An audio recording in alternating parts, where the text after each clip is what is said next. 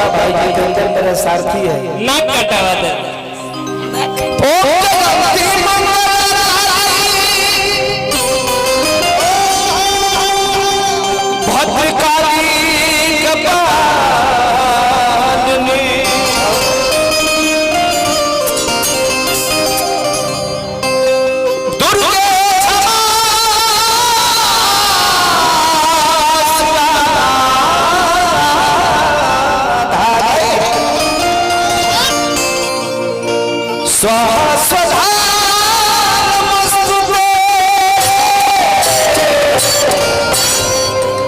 भाई हमारा रुपया पैसा नहीं के बाकी तुम्हारा आशीर्वाद इतना हमारा मिलल कि आज जीरो से आज हीरो बना दिलू। अब फ्लैट ना हवेली पर हवेली माई की कृपा से बना बाबू सब माई की कृपा हवेली कि सुर नहीं सुरता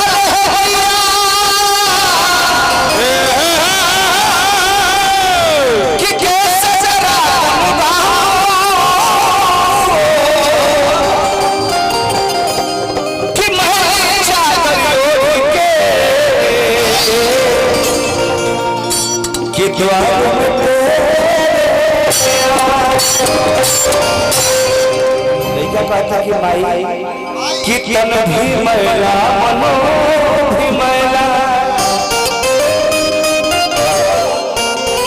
कितन भी मैला मनो भी मैला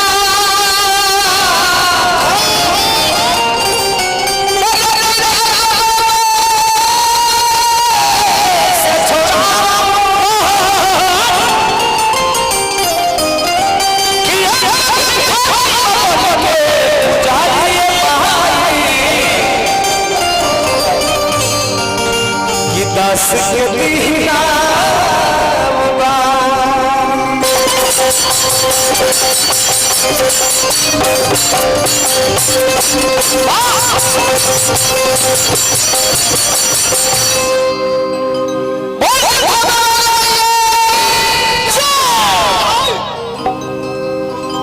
आज इस दिन के कार्यक्रम वो चलते होता कि वो भोजपुरी में बहुत ही बड़ा बहुत ही लेवल के चैनल कंपनी हमारे माननीय मनोज राय मुखिया जी, संजीत भैया हमारे मुखिया नगरा पंचायत, आखिर भैया हमारे मुखिया जी, इन लोग के कंपनी एम्स म्यूजिक भोजपुरी के ओपनिंग आज के दिन बा, इंगरा तिलक के दिन, मनोज भाई के दिन। अब बहुत ही बड़ा एगो गाना छूटल बा। गाना के लेखक छोटल मनीष, संगीतकार अभिषेक तिवारी, अनामिका त्रिपाठी जी के गावल जमा एल्बम के नाम है थाना दीवाना। तो सुनला हेलो भाई लोग, जन्म एक्टिंग के काम हमारे मनीषा यादव जी कैले बड़ी, बहुत ही अच्छा लगा।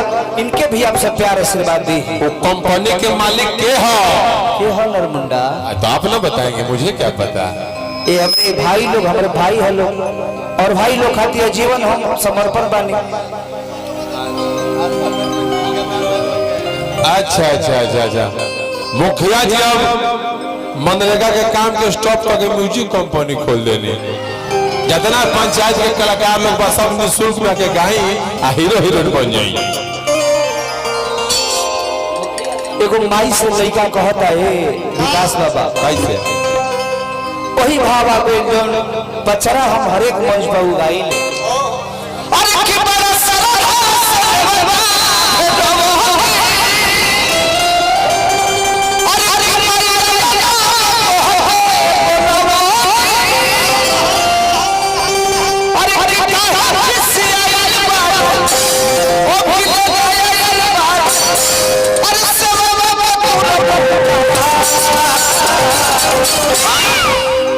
लड़का तरास लगौले बा मतारी मतारी किस समय का पूरा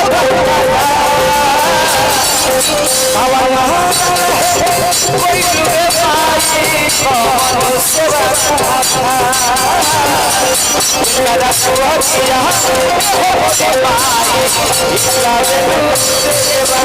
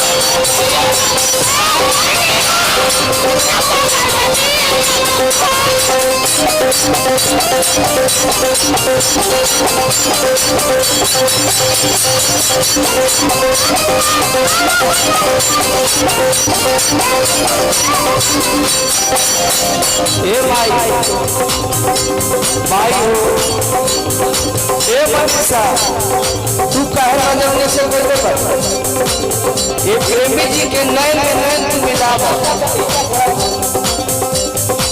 धैल बने करसा आवन में बरसा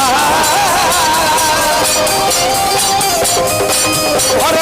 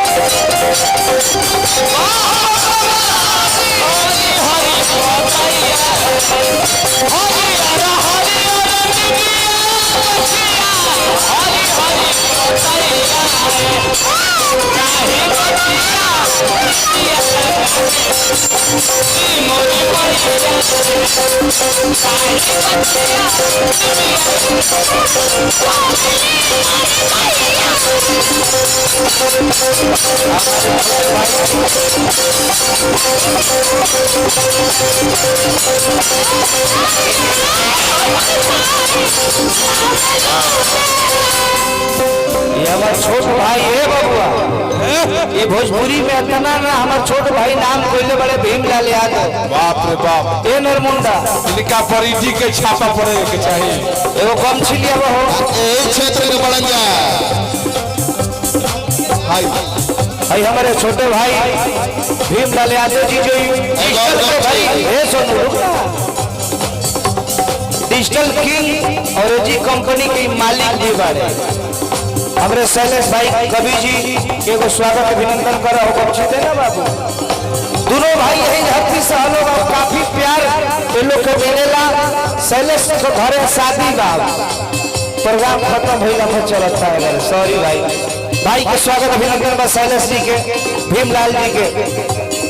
एगो माई बहन लोग पचरा का विकास बाबा कैसे कैसे